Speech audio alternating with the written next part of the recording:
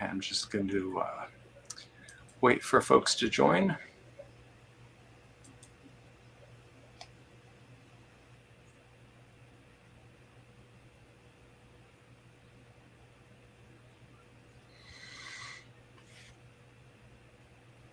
All right, well, it's time to start, and hopefully people will continue to trickle in. I'm so glad you could all join me.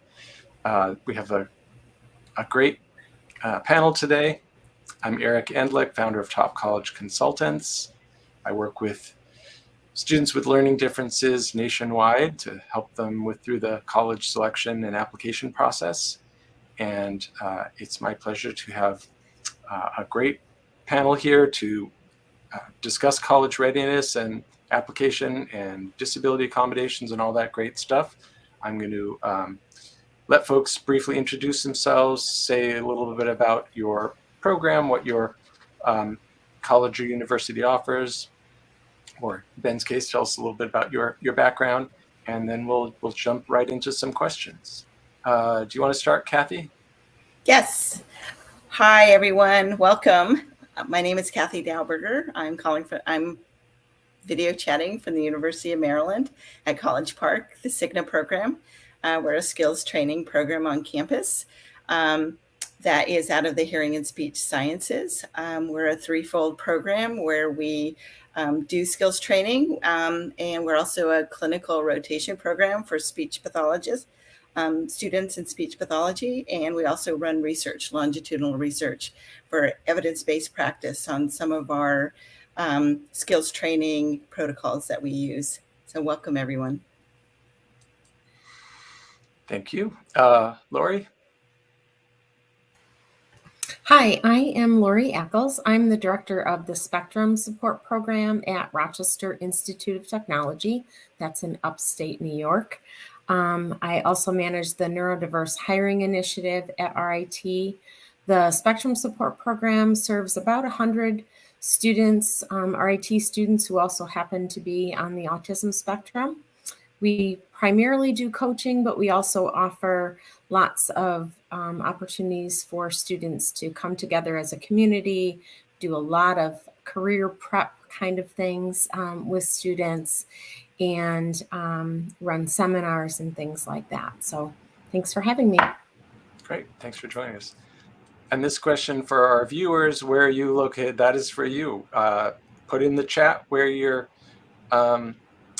logging in from. Laura?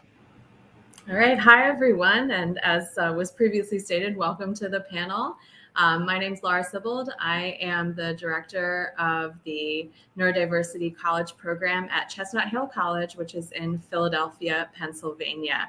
My background, like Kathy, I'm also a speech language pathologist, and the Chestnut Hill program is designed for individually strengths-based affirming practices for neurodivergent students, so autistic students, students with ADHD, as well as executive dysfunction, etc. So we look at 4 areas for student support: academics, independent living, social interaction, and emotional wellness. And our goal is to ensure that you have the best college experience while self-determining what you want to do with your future and helping you obtain your next steps, whether that's career or graduate school. So really working alongside you with our program. So I'm really excited to be here today, and I hope everyone's having a great evening. Thank you. We are starting to get folks chiming in from all over the country. Lansdale, Pennsylvania, Nashville, Tennessee, Philadelphia suburbs, Overland Park, Kansas, San Jose, California, Wayne, Pennsylvania, Lafayette, California. So great selection. Hey, my Pennsylvania people. Jennifer? Yeah, well, shout out to those on the West Coast. I'm Jennifer Jones, speaking to you from Southern Oregon University. So we're located in a lovely little town of Ashland, Oregon, right kind of on the border of Oregon and California. And I am the interim director of our university coaching and academic mentoring program. which is a program that specifically serves students on the spectrum, those with an ADHD diagnosis, often also students. There's a lot of, multiple diagnoses, including mental health conditions, and a number of challenges like that students come to us with. We support them through all 4 years at the university, or sometimes more. And we offer primarily academic coaching. That's the backbone of our model, where we deliver professional coaching on a regular basis to our students. We also have a social component where we have social activities. We have a first-year class that is required for all of our participants. That's kind of cohort building, and my students like to informally call it how to college. We also have a orientation in the summer, and we start onboarding students now for fall, including pre-advising before they register for their fall classes, and a robust orientation for both parents and students. That's a nutshell of what we do. And it's really nice to meet you all. Great, thanks. Emily? Hey everybody, I'm Emily Raclaw. I am from Marquette University in Milwaukee, Wisconsin. Shout out to my Midwest folks.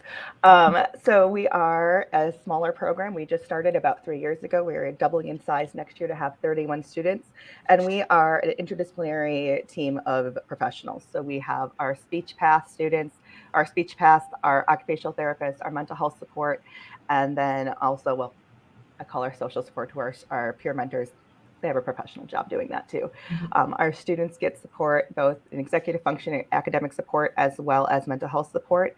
Like a lot of our programs, we have a seminar. Our students have that. They'll participate in that all 4 years. Our goal is not just happy being at college, but also like doing something with your very expensive degree that everyone has. So our goal is to start from getting used to being at school, finding out who you are as an individual, all the way through developing initial career skills to becoming a fully independent adult who has a big fancy job or going into grad school. Thank you. Luna? Hi, everyone. I'm really excited to be here with you all. My name is Luna Larsen, and I'm a proud autistic Latina. I work at California Polytechnic State University, San Luis Obispo, where I've developed a new support program called the Empowering Autistic Scholars Mentoring and Research Training Program, or EASE for short. EASE's mission is to build a community of empowerment and support for autistic students by providing them with the individualized supports and professional development opportunities they need to thrive in college and beyond. We want to help empower our scholars by providing them with the skills, experience, and professional opportunities they need to graduate, have successful careers, and become autistic leaders and mentors. The program's 3 components are inclusive community, peer mentoring, social events, professional development opportunities, including a research assistantship, and individualized academic, socio-emotional, career, and health wellness supports. All of these supports are free for our students, and they will be paid for the research they conduct while in the program. And because of the wide variability of needs among autistic individuals, there is no one-size-fits-all approach to supports. So we are going to be working, we're working with the DRC, the Disability Resource Center on campus, in order to really work together to get the students all of the supports that they need. So that's a little bit about our program. Great. Thank you. Thank you. And I don't tend to say much about myself, so I often forget, like I didn't mention. I'm a clinical psychologist by profession. I'm neurodivergent myself, and my kids are neurodivergent, so I approach this work as a clinician, as a parent, as a neurodivergent adult, and as an educational consultant. So I wear many hats. Last but not least, Ben, can you introduce yourself and tell folks about your background, what you do now, and your educational background? Yeah, thank you, Eric. Welcome, everyone, and thanks for joining us. My name is Ben VanHook. I'm an autistic master's student at George Mason University, where I study public policy with an emphasis in education policy. I previously went to Mercyhurst University, in which I was a participant in the Autism Initiative at Mercyhurst program, which was for autistic individuals. It's similar to Laura's program because it honed in on the ACE domains, which is academics, independent, social, and emotional. And I'm currently the Programs and Outreach Associate at the Organization for Autism Research.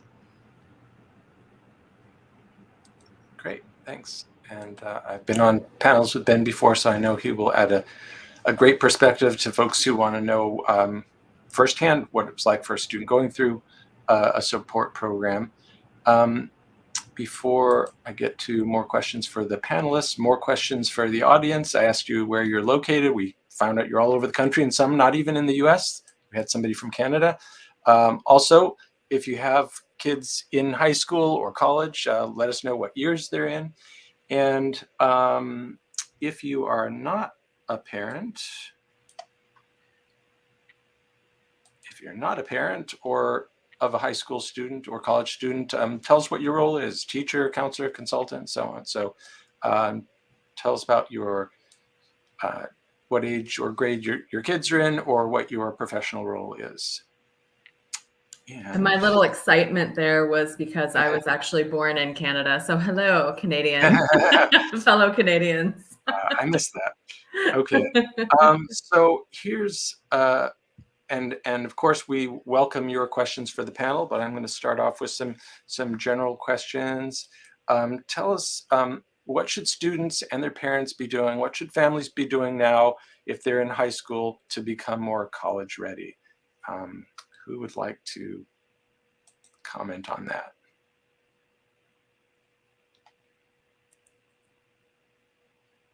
I can talk for a whole hour on it, but do you want me to? I can go ahead and yeah, push something in if that's okay. I'll get us started. Yeah. So I think one of the things that families can be working on is some of the things that a support program isn't going to be able to support. So some of that stuff is things that have to do with wellness. So students should have a good idea of what helps them when they're stressed. They should have some experience with, managing their own wellness in terms of medication management that's not usually available on a college campus. Refills they can certainly get help with, but taking of medications on a daily basis and making sure that they, are letting somebody know that they need refills, things like that. Sleep hygiene is hugely important. If a student is reliant on a parent to tell them it's time to turn off the computer and go to bed, or it's time to get up in the morning to get to school and things like that, that's not something that's going to be usually available on a college campus. So students really have to have some independence around those kinds of things. I think the other thing is self-advocacy. And it's a big word. It means a whole lot of things. But I think what's really important is that students know themselves. They understand sort of what they're good at, what they're not so good at. And it's helpful if they know what helps them when they're having trouble. So those are some things that I think oftentimes parents tend to, in high school, teachers who know students really well tend to kind of take that stuff over. And when they get to college and people don't know the student, it's really going to be up to them to be able to say, this is what's difficult for me. This is where I need help. This is what's helped me in the past. And so having those kinds of conversations can be really helpful as you're preparing for the more independent level that's required in college. Yeah, that really ties into self-awareness. Knowing when you need help, knowing what you need help with. If you know what you need help with, then you can self-advocate. Yes, Ben.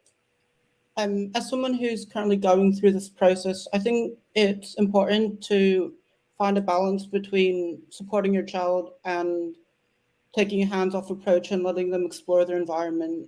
What has helped me is that my parents have taken a more hands-off approach where I can ask them for support, I can ask them for guidance, but they let me kind of do my own thing. And that's taught me so much because I've learned how to do things on my own. I've been able to actually make mistakes, and making mistakes is critical when it comes to learning new things and when it comes to the development of critical thinking and problem solving skills. So I think it's really important to allow a child some independence and freedom to explore their environment, make mistakes and learn from them at a younger age. So when they get to college and they encounter some problems, or maybe they're in a difficult position, they're in a much better spot to kind of manage those problems. So I think offering your child a degree of freedom is really important. I would go off of what Ben's saying, sorry, Laura, and say again, like a lot of it is letting your student have the opportunity of the dignity of failure and giving them a chance to try it on their own first. And when they come to you with a problem, instead of jumping into fix-it mode right away, asking them, what have you tried first? What are some other options that you've thought of before we're going to jump in and fix it? Because those mini problem-solving skills are super important to have when you get to college, because little things happen all the time. Mm-hmm. I agree with dignity of like failure, dignity of risk. We talk about a lot, you know, having the space and the opportunity to try new things. I agree with Laurie discussing, you know, knowing kind of what are some of the things that you use that are really helpful. If, you know, your child, or if you have an IEP or a 504 plan, like are the elements that are in there, do you actually use all of them, and be familiar with that document. I also, you know, I really want to know what the things are that you like, because my job is to help you to gain the skills to take what you like and then have a wonderful college experience, and then take those skills beyond college into those next steps. And it's not just focusing on, you know, the supports and the areas of need, but it's focusing on like, what are the things that you really want to do? Like not just for a career, but, you know, part of college is this idea of exploration and self-determination and thinking like, well, how can I get involved in this campus? And, you know, all of our campuses are different. They're in different locations, but all college campuses have a wealth of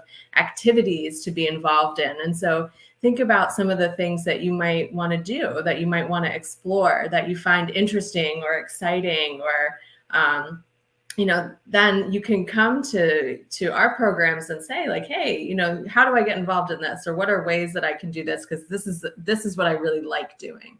So I think it's a balance of, we tend to focus a lot on like, oh, you need to do this and you need this support, but it's, you know, it's so much more than that. It's college should be enjoyable and not just about, you know, support.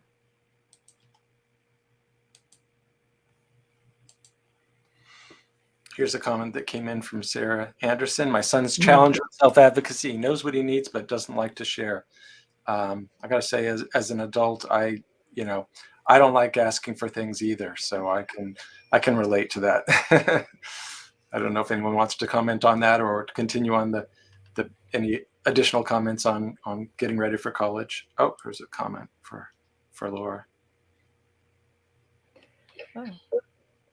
Yeah. Should we answer the previous question, and then we can ask that? Because I think Luna had a comment on the... Yeah, let's let Luna speak first.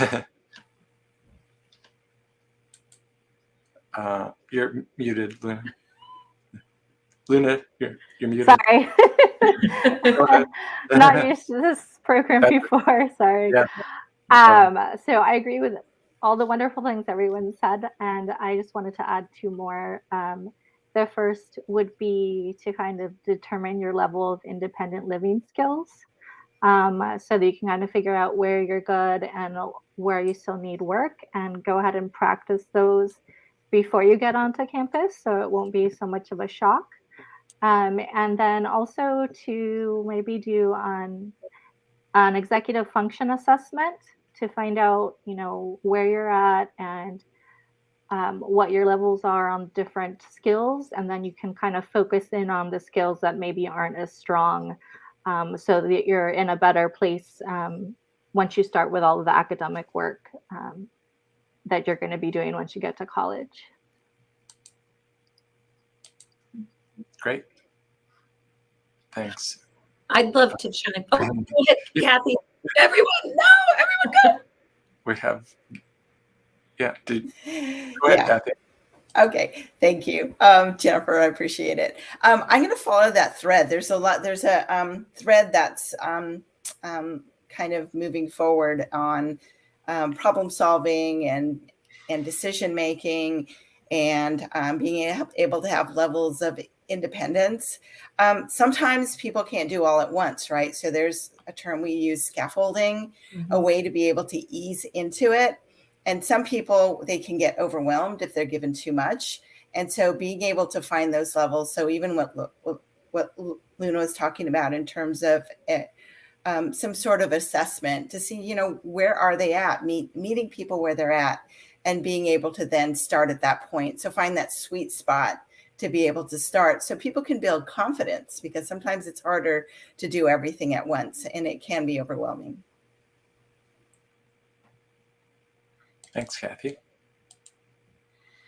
I believe Jennifer wanted to say something. Or I'm going to pass it to Emily because I noticed you wanted to Oh, say no, I something. was just laughing because everyone was all saying something very all at once. And then I started thinking about, I have ADHD and my brain is like already on the question about major, how to determine majors. Yeah. And there's questions coming in. There's Can I one answer that question? Well, somebody, this is a quick one, so just hopefully it doesn't have a long answer.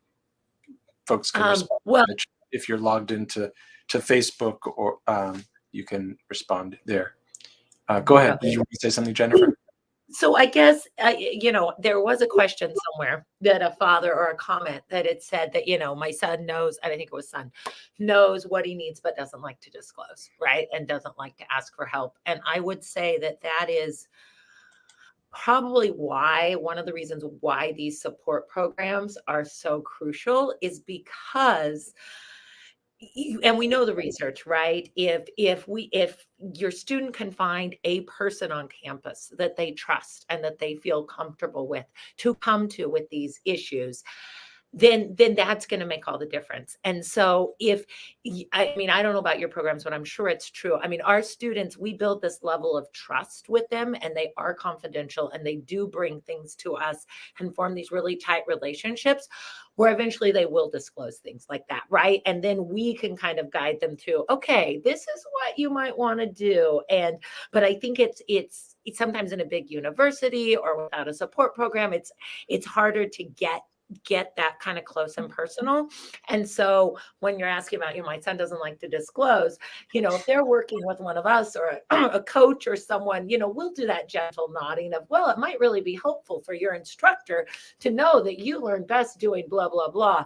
And I think that's part of the beauty of these programs is they help move your students along in that area, without speaking for everyone, but I imagine that that's true. Well, Jennifer, also just like jumping on that, I also think that what we do is teach them skills. So when they are gone from our programs, that they have these skills to transfer over and say, okay, maybe I don't have like an Emily or Jennifer or Lauren, whatever, to like talk to, but I know how to develop those relationships, or I know how to find someone or find those resources to feel comfortable to share those as well. Mm-hmm. Mm-hmm. Ben, your hand's up. Go ahead. Sorry. Yeah. Thank you.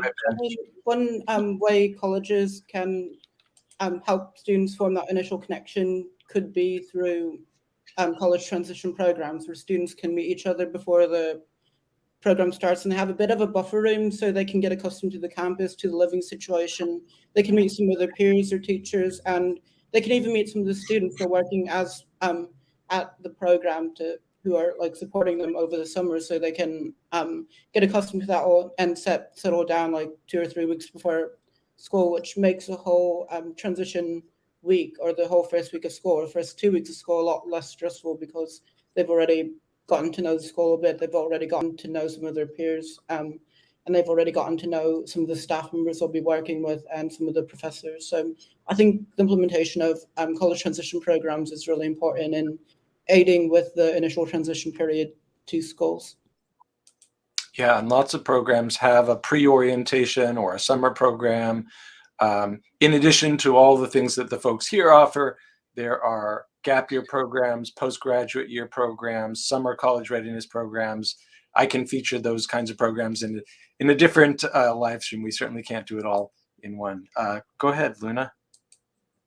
I was just going to say that another good thing might be having them matched with a peer mentor.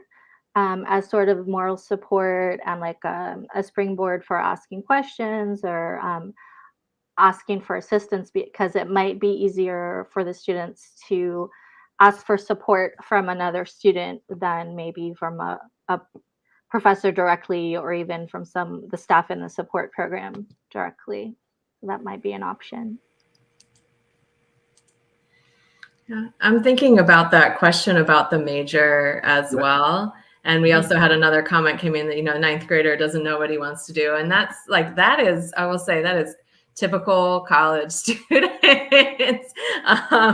So that's, something that it's not, just localized to the neurodivergent population, autistic population, anything like that.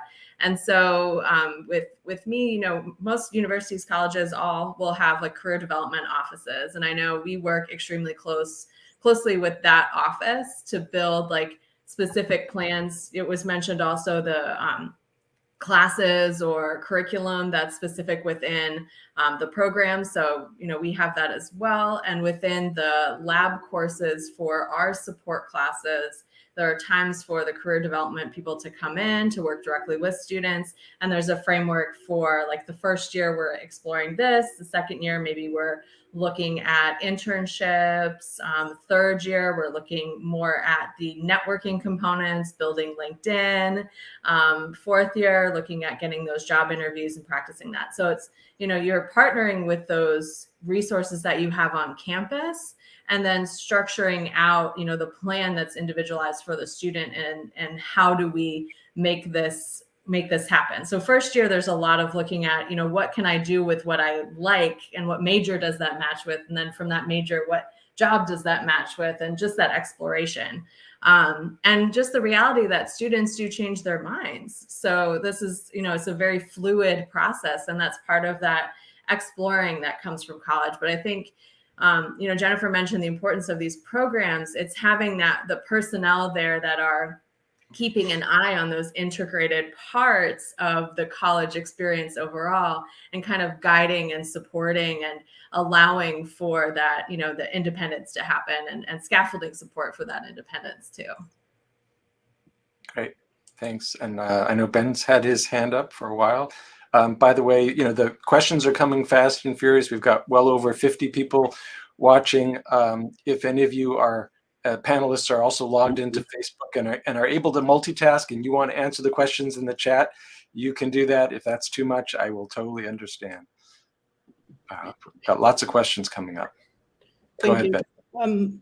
So when it comes to finding a major and finding like what you want to do, a lot of colleges also have different campus involvement opportunities for students. A lot of campuses have different clubs that students can join. And the program I was in, the AIM program at Mercyhurst, required students to partake in a minimum of 2 of these on-campus clubs. And in these clubs, students will be able to network with each other. They'll be able to connect in, find common interests, and further develop their passions for whatever they want to go into. And I think what Laura brought up was a really good point about these different professional development classes. That's something that my school also did, where the first 2 years we were talking about how do we get through college? How do we connect in with our professors? How do we send emails? How do we manage our time? But the last 2 years, we focused more on career development, such as creating a LinkedIn page, networking, and self-advocacy in the workplace. We had interviews we had to schedule with our career path coordinator, so we got interview practice. So these professional development classes are also really important. Great.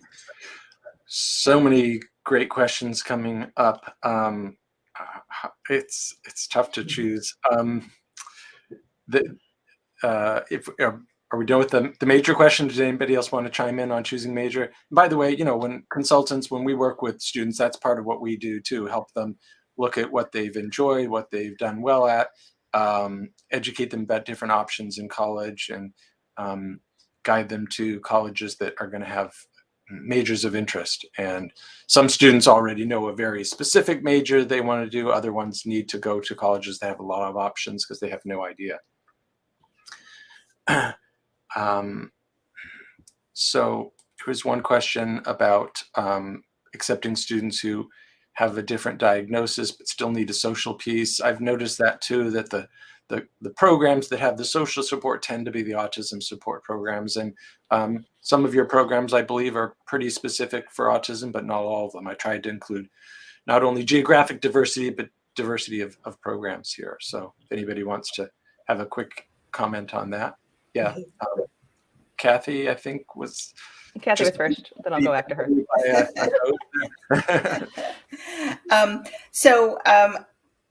Initially with Cigna, the A stood for autism, but we started getting people from our counseling department, from our health department, from other agencies on campus saying, you know, you're keeping it just to students who are diagnosed with autism. What about, and that's exactly what the person indicated in the question is, what if somebody's coming in with other needs?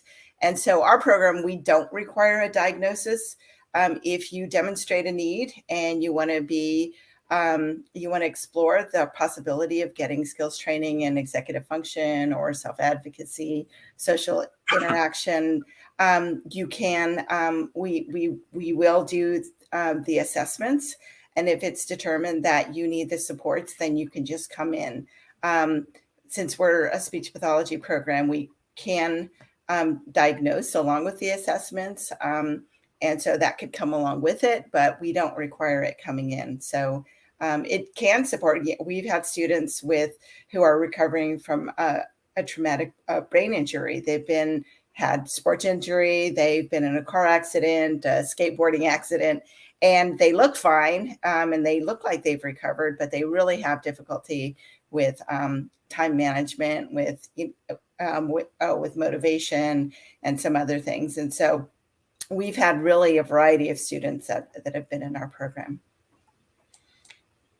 And I had the pleasure of touring Maryland and touring the program and meeting Kathy in person, and great university, great program. I hope to get to all of your colleges, but haven't gotten there yet. I've really been slowed down in my tours by the pandemic, unfortunately. Yeah. So my program originally also started as just autism specific, and now we are also just full neurodivergence. And if you need the support, regardless of what your diagnosis is, we're happy to sit down and talk to you to see if our program makes sense for you too. Yeah. Great. And I think that, you know, my takeaway from these responses is, if you're not sure, reach out to the program, because even if it started as an autism program, especially if it's a similar diagnosis or diagnosis with a lot of overlap, there might be some more inclusion.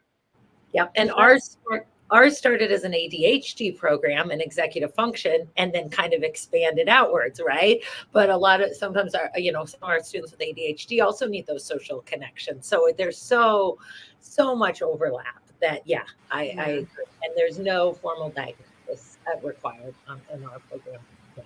And I think it's reflective of this beautiful, I don't want to call it a trend. It's not a trend, but people being more focused on the individual versus, a diagnosis or a label or something. It's just, we're all doing this because we want to help people and we want students to be really successful when they come through college. And so it's about making sure that you're able to support them, and it's not about, the label that goes along with it. And also, we're all aware that there's a lot of equity issues with assessment and being access to assessment. And so we don't want to put those kind of barriers into place. And we haven't even got into the topic of intersectionality. A lot of students are part of more than one minority group, not just a neuro minority, perhaps also a racial or economic or gender minority. And so they may have multiple needs.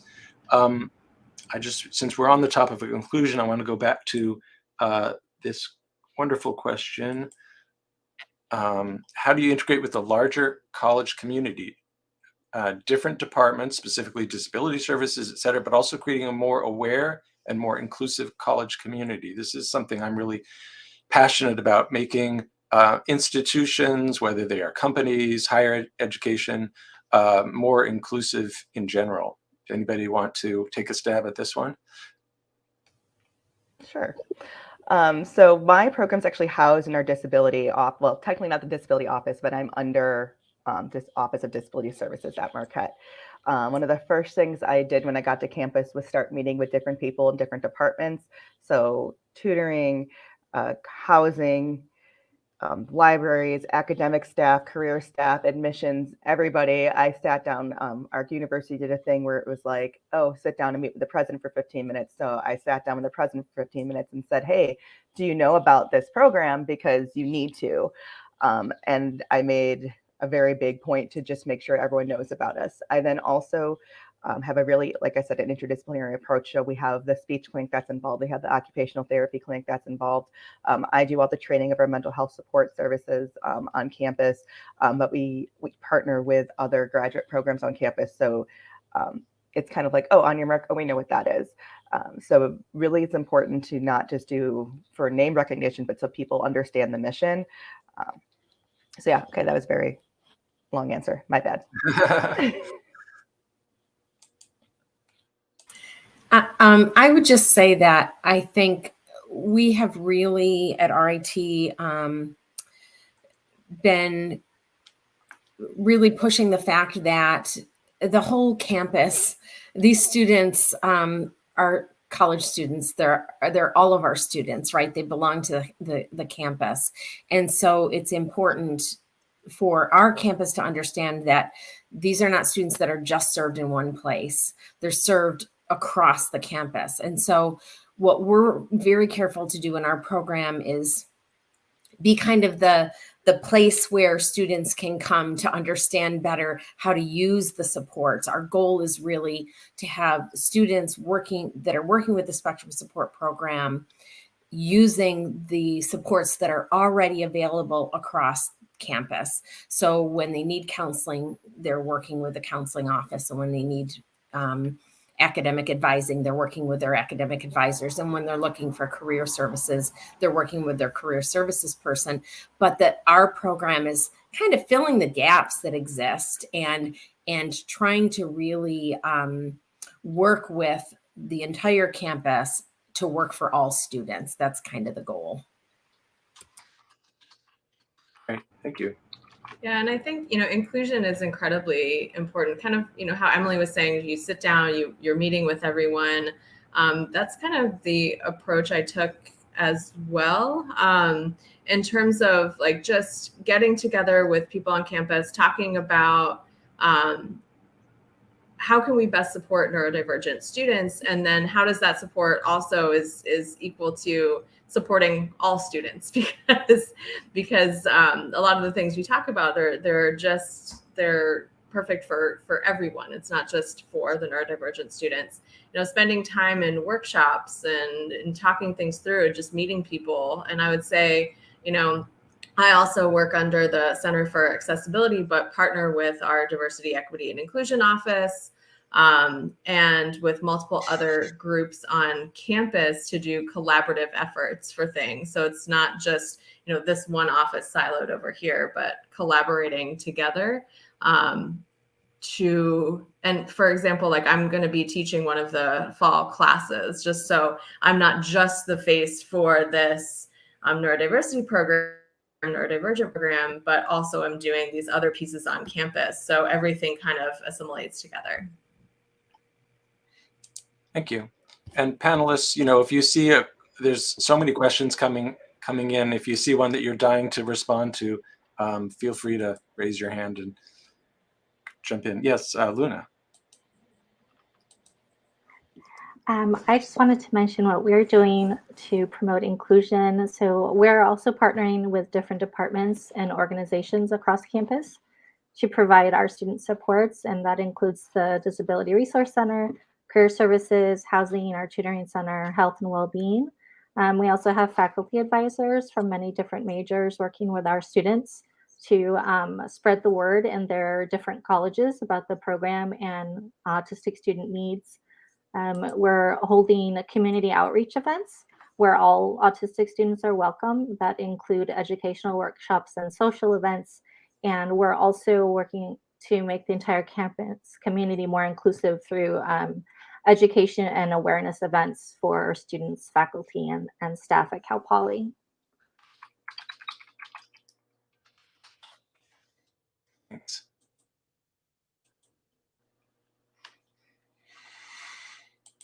Yes, Ben, go ahead. Thank you. One of the ways Mercyhurst helped integrate the autism program with different departments is team up with different departments for different events.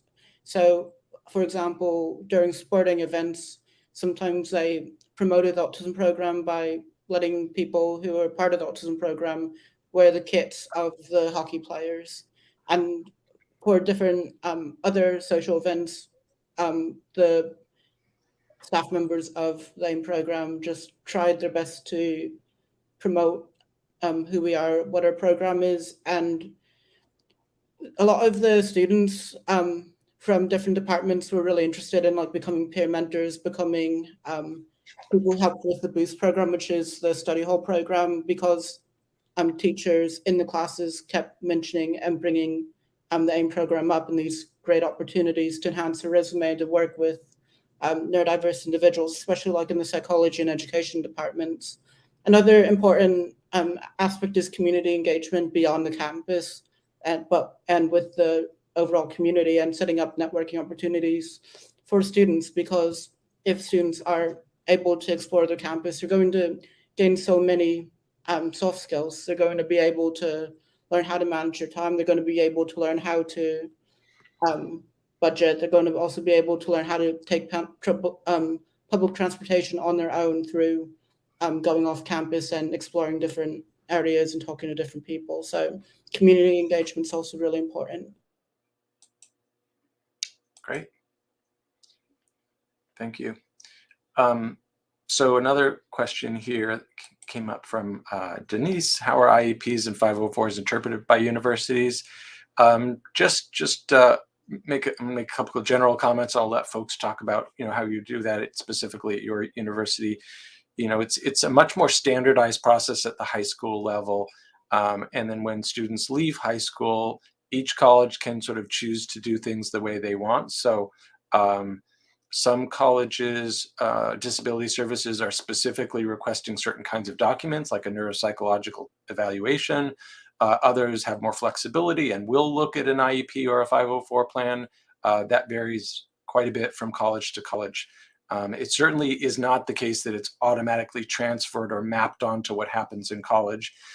So don't expect that you can just sort of carry that document and get the same services and accommodations. The college may not have those services. On the other hand, there may be accommodations and services available in college that didn't exist in high school as an option. Let's say a single room in the residence hall, for example. So there's good news in a sense. Does anybody do? Yes, Kathy, go for it. We do consider documentation that comes in, certainly. We also do pre-assessments before they come in. So right now we're doing evaluations for incoming freshmen. And so then we kind of get them ready for the fall. So we do what we call ITPs. It's called an initial therapy plan, very similar like an IEP. And we use information that the student shares, the family shares, any documentation, our documentation that we get before the semester. And then we develop with the student goals and objectives. And so that's part of the clinical training program, but it's also the accountability side on our end. And so every semester there is an ITP that's followed through. And then at the end of the semester, there's a progress report that comes with it. So that's part of the clinical training of our speech pathology students, but also the accountability and the ownership of the student who's working on these goals. And then after a full academic year with us, we do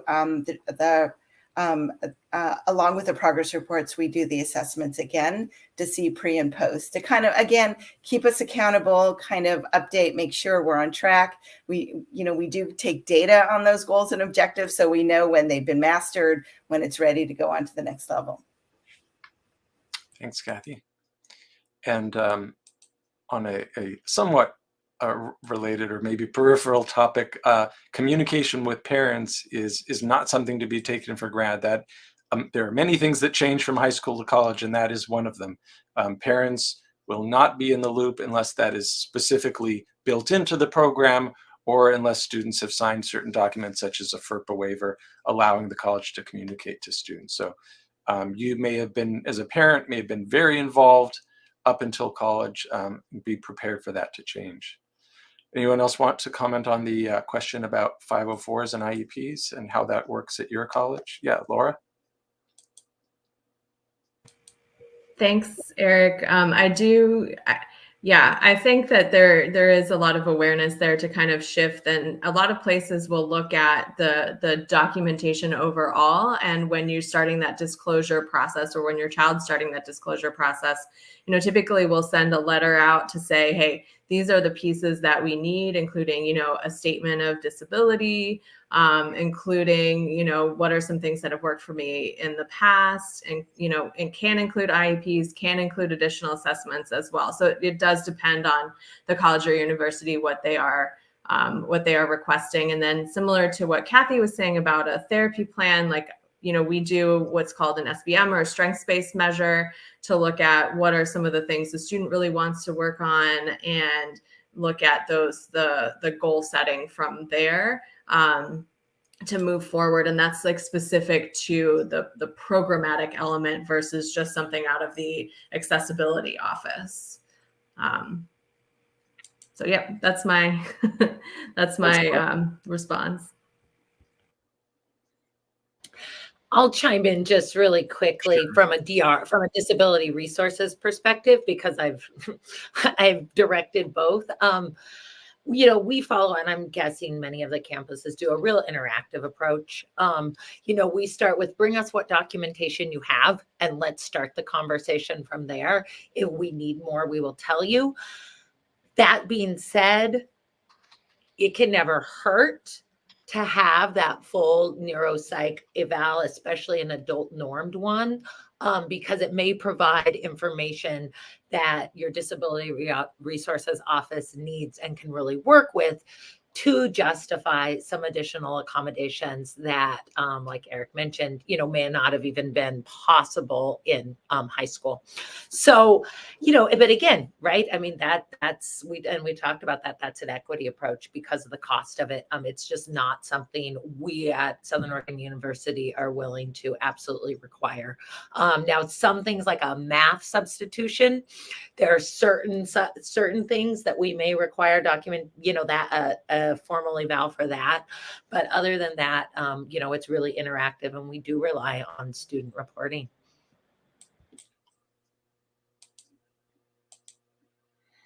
Great. There was a similar question from Denise, whether colleges use the psychoeducational assessments, second part of the question, administered by the student's high school. Do colleges accept the assessments done by the student's high school? I think that would depend on the tests that were done with the assessment. I don't think it matters who did the assessment, if it was a psychologist affiliated with the school or a private psychologist. It's a question of whether it contains the elements that the college is requiring, which may be diagnosis, recommendations, accommodations, and so on. And I guess I've just kind of noticed a trend since the pandemic with the lines and the wait times to get into specialists to get diagnoses, with colleges in general being a little bit more flexible in terms of what they're accepting or extending, to say, okay, we can give you temporary accommodations until you're able to get that assessment done, or they had their neuropsych done or their psych eval done, but because of the backlog, they're not getting their report until like 3-4 months later, right? So I don't know, I guess I'm just speaking in general, saying that I've seen that become a little bit more flexible. And from a personal note, I kind of hope that's here to stay, just because it is like, it's an equity issue, right, of getting access to those things. Yeah, that's a great point, Emily. These may be difficult to access, and if it's private, it may be very expensive. Even if it's covered in theory by insurance, getting the insurance coverage, and certainly getting insurance coverage for the whole cost, can be very daunting. And even that is an equity issue if you have the expertise to navigate the insurance process. So interestingly, occasionally colleges will help with the process of getting the evaluations. I have run across the occasional college that has the frequently grad students in psychology at a low cost do those evals. Not super common, but it's a nice service when it's available. We have a wonderful connection with a psychologist on staff who will do them locally. Well, I don't want to say the amount, but it is shockingly inexpensive that he does that for our students, and it's really wonderful. Great.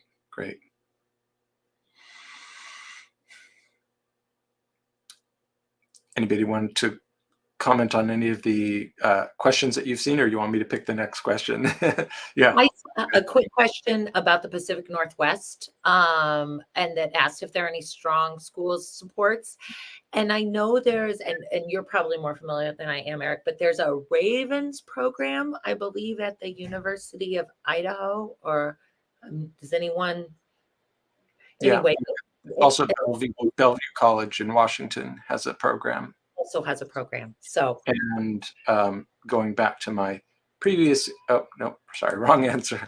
I have created an extensive list. So you can access that on the Top College Consultants website. I previously called it an autism-friendly college list, and then I've decided to be more inclusive, and it's now a neurodiversity-friendly, because as we've discussed, a lot of students have different diagnoses, and a lot of the programs have become more inclusive. So lots of good questions coming up. Luna has her hand raised. Yes, sorry, I missed that. Multitasking here. Go ahead, Luna. I just wanted to mention that we have a connection with our program through the Department of Rehabilitation, and they'll actually do assessments for students for free.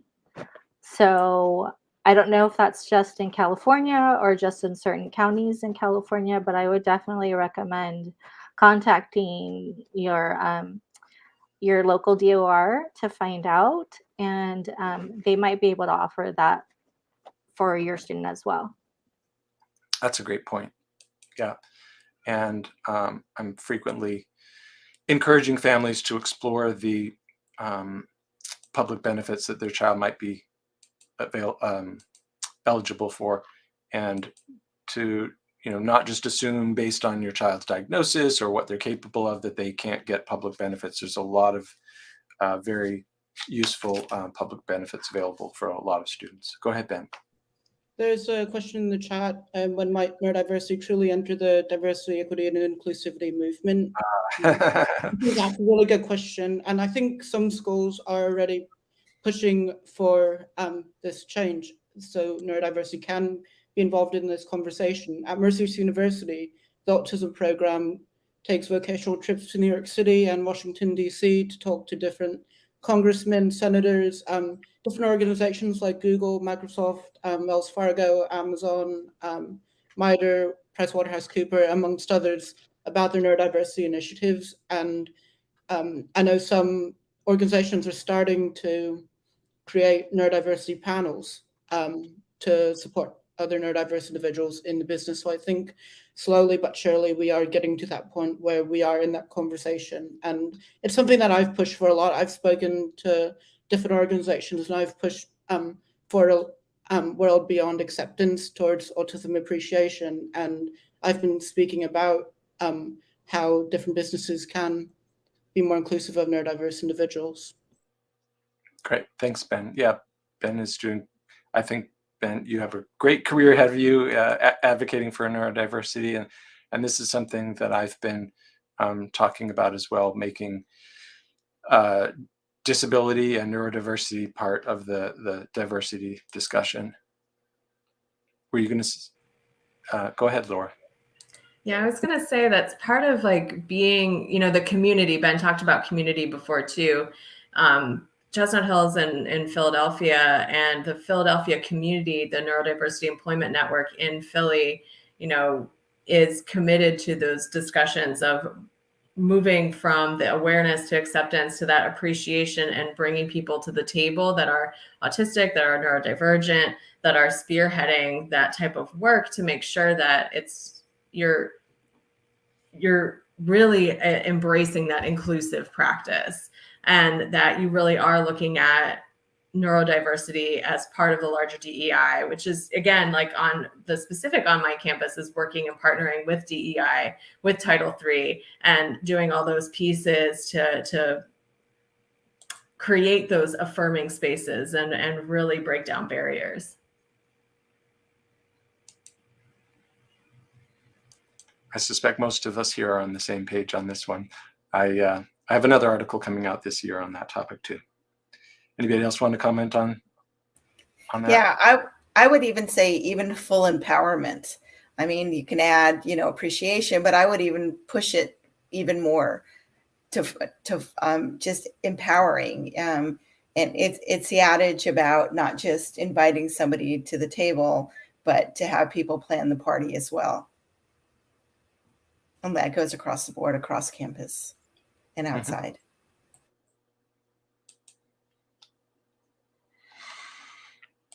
Thanks.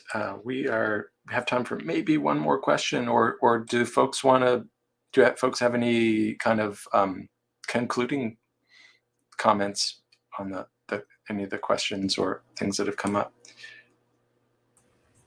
I've got parents that are doing tours, parents and teens now that are doing campus tours, and some are out of state, some are in state. And I just have this question, what are people's thoughts about in-state going to school closer to home versus out of state? And then on the same line, commuter versus living on campus. Oh, yes, right. You had put the question in, we got so many questions coming in the chat. I meant to put some of your questions up. So sorry, I didn't get to that one. And that one comes up a lot. The families that I work with, they're, as a special needs parent myself, I know the tendency to feel protective of your child. And many of the parents that I work with want their children to be pretty close to home. The kids don't always feel exactly the same way as their parents do, but it is something that comes up. I'd love to hear other perspectives on that too. And one of the challenges there is, if a parent says, well, we want them to be within a 1 or 2 hour drive, well, there may not be that many colleges with robust support programs that close to home. If you happen to be in certain parts of the country, the Mid-Atlantic, the Northeast, certain large cities, you might have a few colleges to choose from, but otherwise, you're really going to have to weigh that out. What's the most important priority? Anybody want to touch on this question? Yeah, that was a problem that I faced when applying to colleges.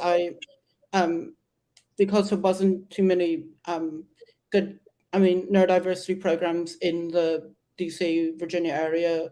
There was George Mason University, but it was really big. So I was left with RIT, Marshall University, and Mercyhurst, and it was really difficult to choose because they were quite expensive. They were out of state, and the cost of the program was separate from the cost of tuition for the school because the program came with its separate benefits. So it can be a really difficult decision for us as students. Yeah, good point, Ben. We haven't really talked a whole lot about the financial side of things. Because I know that's a concern for families. In the list that I've put on the Top College Consultants website, I try to keep current with the cost of the program so that folks can see, if I'm looking at this program, how much in addition to tuition, room and board am I going to have to shell out for the program itself? Some programs, and that can vary widely. Go ahead, Luna. I was just going to mention that I think in a lot of cases, it's might be beneficial for neurodivergent students to maybe take smaller course loads and maybe take a little bit longer to finish school so that they can manage or prevent burnout or too much stress. And in a case like that, if they go to an in-state school, obviously the costs are going to be less, which maybe would make it more feasible for them to be able to do that. So Yeah, and we have both public and private universities represented here. And on paper, private universities generally appear to be more expensive, but it really depends on your particular situation. You might be eligible for great financial aid based on either need-based aid or merit aid if your student's really strong. So you can't always guess just based on the sticker price, as they say. And sometimes the programs are associated with specific state funding programs. So like in Pennsylvania, you have the Office of Vocational Rehab. And so some programs have that provider status or can be eligible through autism waiver funds or things like that. So at the state level, there's also opportunities for funding. I think the prices of college and the program can also scare families and scare students away, potential students away, because if you end up paying a lot for college, but you end up not getting the right supports or end up having to drop out like maybe 2 years in, you're not really getting, you're paying a lot and you're not really getting the benefits of a degree. So I think having a program that the student feels they have a reasonable chance of success at the college is really important. I think perceived success is just as important as actual success. Yeah, that's a great point. So that additional cost of the program or of that particular college could be a game changer in terms of your child graduating. And there's no point in paying for a year or two at a brand name university that you're so thrilled your child got into if they're not going to graduate. It's not just about getting in, it's getting through and getting out and hopefully getting a job. Emily, were you going to say something? Oh, no, I was just agreeing with what you're saying about like the getting through and getting. I'm very expressive today. Yeah. Well, I guess I'm not that good at reading body language. So there's loads of questions we didn't get a chance to respond to. I might respond to some of them on social media later. Feel free to reach out to any of them, anyone, including me, and I can also connect you with any of the folks on the panel. I really appreciate everyone's time, and I want to respect your time and not keep you any longer, even though we could probably easily go for another hour with all these questions. So thanks so much for your great questions, audience members, and thank you to all the panelists for your great input. And this will be visible on the social media platforms, and it will be, I'll put a recorded version up on YouTube and on my website. So for anyone who didn't get to see all of it, there will definitely be opportunities. And if you can't find it, just reach out to me at eric@topcollegeconsultants.com and I can show you where to find it. So glad you enjoyed it, and thanks everyone for joining us.